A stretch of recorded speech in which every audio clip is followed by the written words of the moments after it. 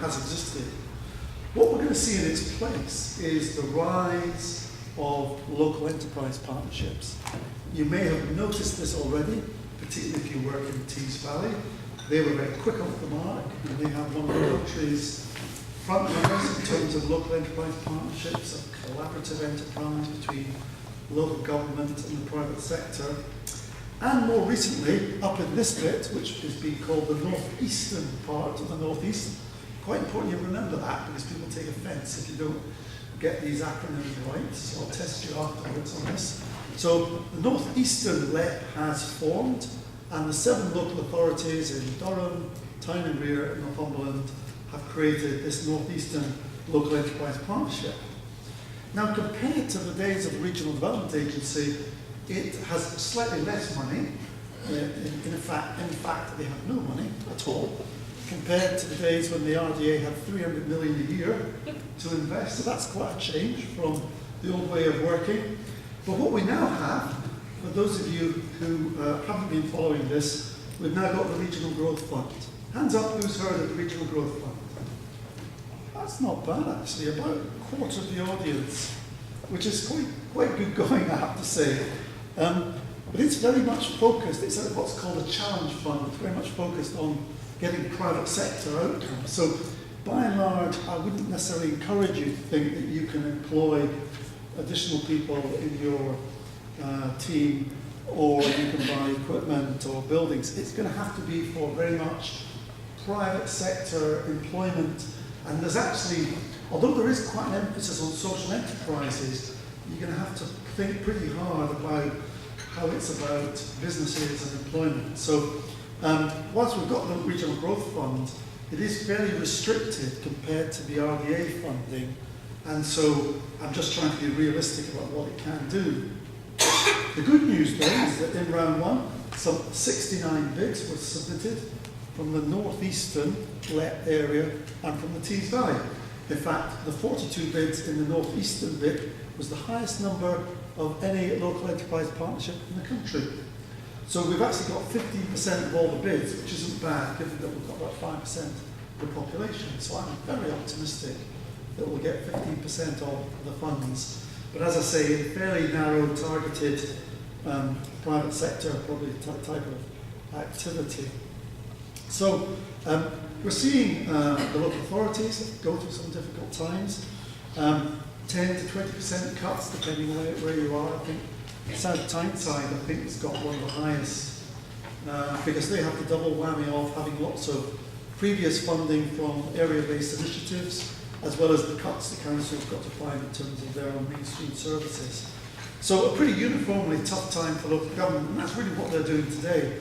So if we're wondering why there aren't many council leaders here, they're actually back planning this at the moment. And I'm sure you've seen newspaper headlines in the Evening Gazette or in the Evening Chronicle or the Journal outlining what Durham and places are proposing. So it is quite a tough task.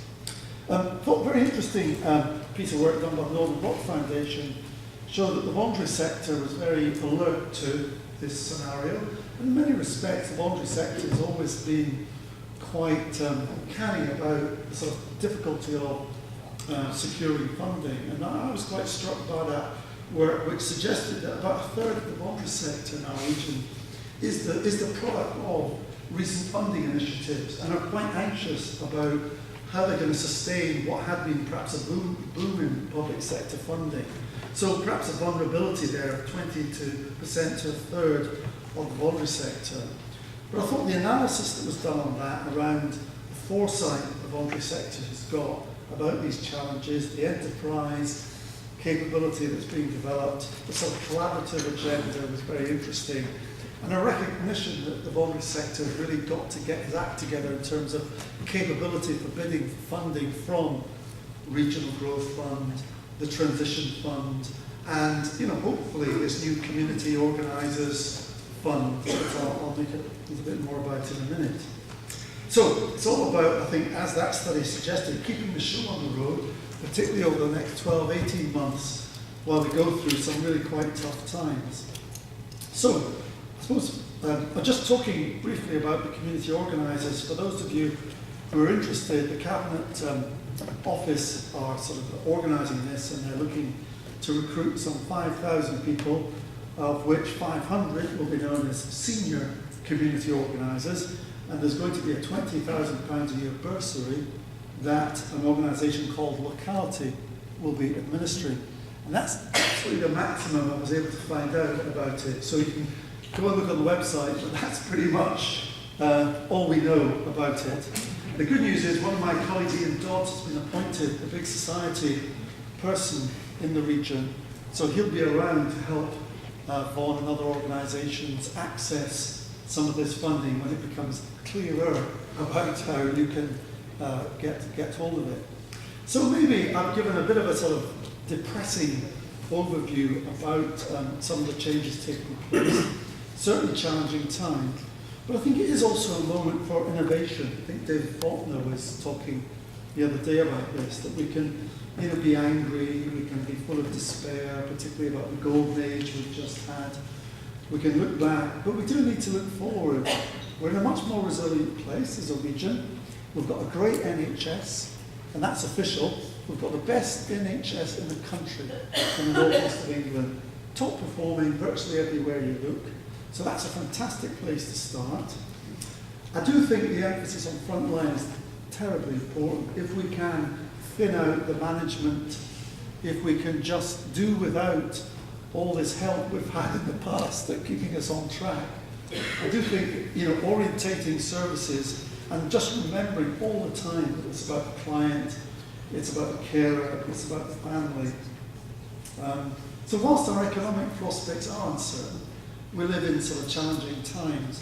I'm very confident with the sort of approach that you've adopted about inspiring health and well-being is that we'll get through this, and hopefully we'll see money beginning to flow again into these important services.